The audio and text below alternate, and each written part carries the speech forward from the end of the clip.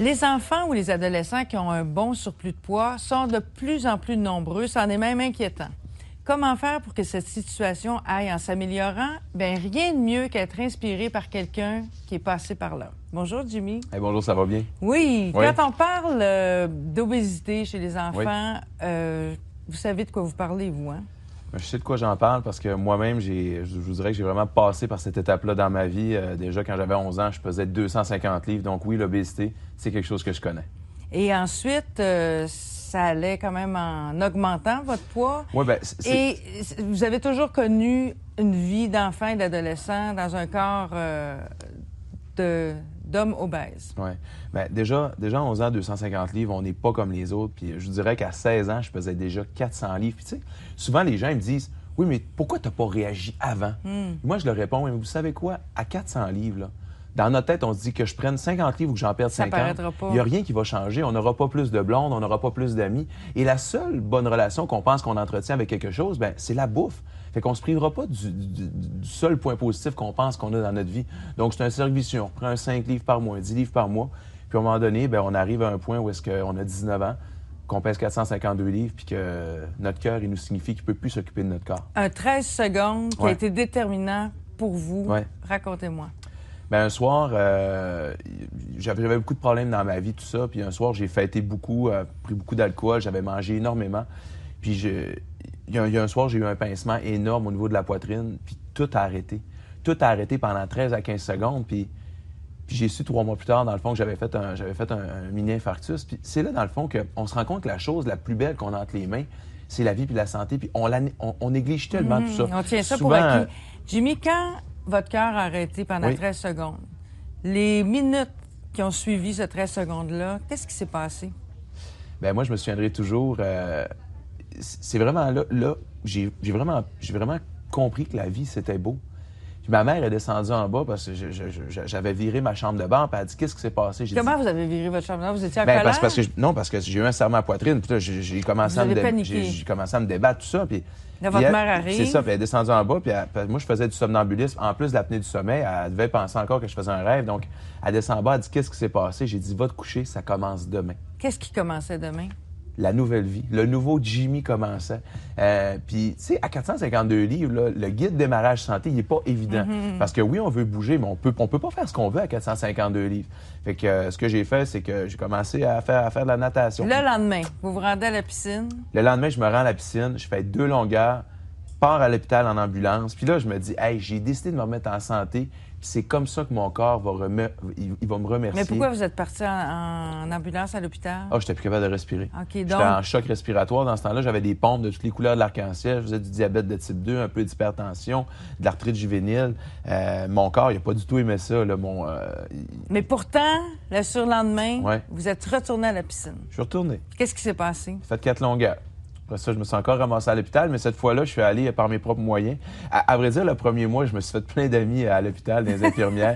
Il y en a même une qui était cute pas mal, mais je veux dire, ça m'a permis d'avancer. Puis au début, je suis allé à mon rythme, à moi. Tu sais, souvent, on pense que pour perdre du poids ou pour adopter un mode de vie sanctif, tout le monde doit courir. Mais non, c'est pas ça. Et vous aviez 2 buts dans la vie qui vous ont motivé à une perte de poids assez importante. Quels étaient-ils? Bien, le premier but, dans le fond, c'était d'être en vie, c'était de ne pas mourir. Puis le deuxième but, c'était de rencontrer l'âme sœur. Là. Et ça a fonctionné? Oui, ça a fonctionné, oui. Donc, à force d'efforts et de détermination, vous vous rendez à un poids... montrez-moi votre ceinture, OK? Bien oui, ça me fait plaisir. Cette ceinture-là, au départ, elle ne me faisait pas. J'ai dû perdre 30 livres pour la porter au premier trou, donc je vais me lever debout. 30 livres pour la porter au premier trou. Mais tous les trous ici là, qu'on peut voir, c'est moi qui ai pris un clou, un marteau.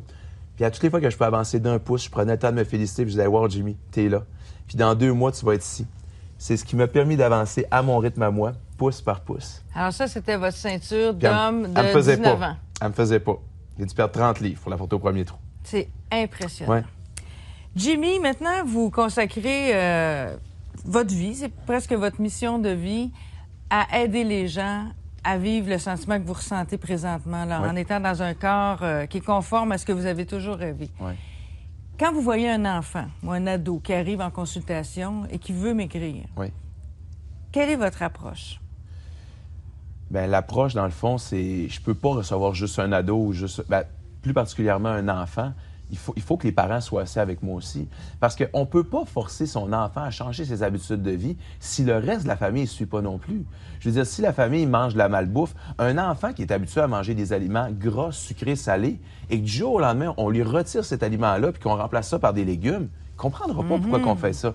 Mais si toute la famille embarque dans un processus d'adoption d'un mode de vie sain actif, bien là, ça va fonctionner. Donc, pour moi, là, c'est la règle numéro 1. Si on veut que l'enfant embarque, toute la famille au complet doit embarquer. Et la deuxième des choses, c'est qu'on doit changer ses habitudes de vie une à la fois. On ne peut pas passer d'un style de vie sédentaire avec des mauvaises habitudes de vie à « je bouge à tous les jours, 1 heure par jour, puis je vais manger juste des légumes, je vais manger juste de la salade. » Ça va fonctionner un bout de temps. 3 mois, 1 semaine, 2 semaines. Mais après ça, on va revenir progressivement parce qu'on va trouver ça trop difficile. La première question que vous posez à un ado, oui. Un ado fictif, on va l'appeler Jonathan. Oui. Il est assis devant vous, il pleure presque, il vous demande votre aide. Quelle est la première question que vous lui posez? Je lui demande qu'est-ce qu'il veut vraiment. Et puis souvent, la question que je lui pose, c'est admettons là, que je te donne le choix là, de ressembler à qui que tu veux. À qui aimerais-tu ressembler? Puis souvent, il va me parler soit d'un athlète. Vous allez dire le Jonathan de tes rêves, il ressemble à quoi? C'est ça, exactement. Le Jonathan de tes rêves. Il me parle souvent d'un petit poudre qui est maigre, qui est athlétique, qui est musclé. Puis je dis, bon, maintenant, qu'est-ce que tu sais sur l'alimentation? Qu'est-ce que tu sais sur les saines habitudes de vie? Puis là, souvent, c'est très limité. Ils vont me dire, bon, là, je sais que c'est important qu'on doit bien manger, puis on doit faire l'activité physique. Puis là, je dis, parle-moi de tes parents maintenant.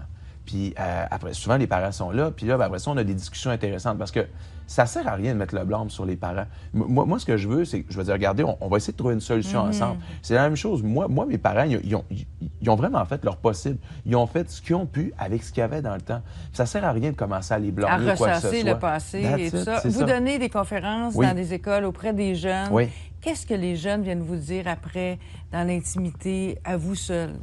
C'est bizarre que vous me disiez ça. Cette semaine, j'étais dans le coin de Sherbrooke.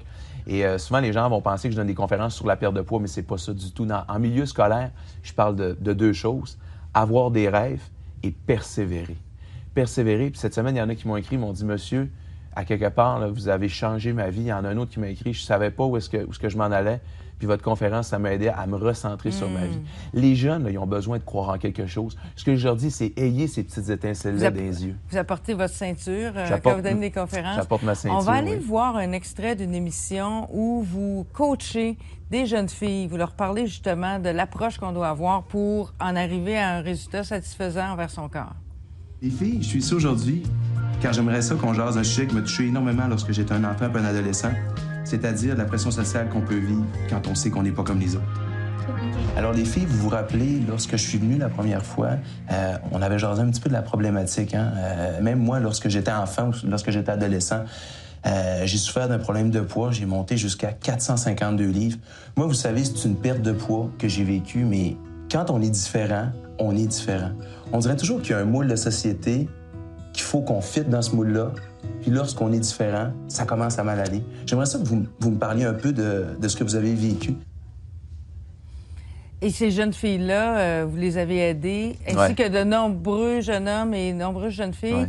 J'aimerais ça, en terminant, là, que vous montriez cette paire de pantalons-là, qui est une image fameuse paire assez, de pantalons que tout le monde veut voir. Vous l'apportez en conférence, elle aussi? Oui.